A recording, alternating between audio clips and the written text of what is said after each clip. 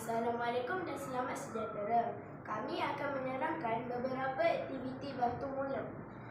Saya akan menerangkan perkara di dalam peti pertolongan kecemasan. Yang pertama, kain andu digunakan untuk membalut luka. Yang kedua, kapas digunakan untuk membersihkan darah. Yang ketiga, putik kapas digunakan untuk menyapu ubat atau minyak pada luka. Yang keempat, minyak angin digunakan untuk melegakan kesakitan di kepala atau di perut. Dan yang terakhir, lotion kuning adalah antiseptik bagi kecederaan seperti melecet atau luka. Hari ini saya akan menunjukkan bagaimana untuk merawat pesakit yang mempunyai luka di tangan. Pertama, kita akan menggunakan kain andu dan melipatkan ia 2 kali.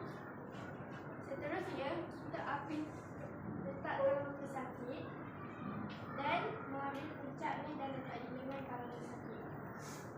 Seterusnya, kita akan melipatkan kain andu itu secara bersilang dan tarik naik ke atas dan menggunakan ikatan buku sila.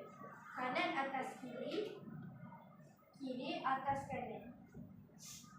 Akhir sekali kita akan kemas lebihannya.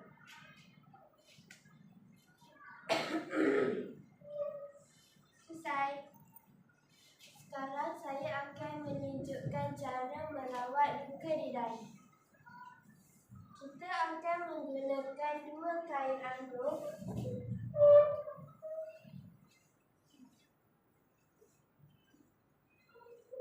dan masukkan di kepala sakit. Ikat dengan ikatan buku sila.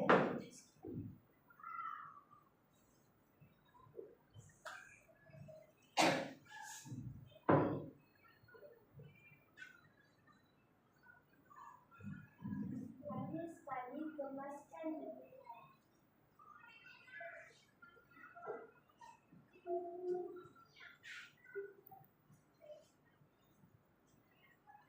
Akhir sekali, saya akan menunjukkan bagaimana merawat pesakit yang sedang patah tangan. Mula-mula, kita akan letak puncak di sini dan kain naik ke atas dan ikat buku sila. Kanan atas kiri, kiri atas kanan. Lepas tu, lebihan kita kemas.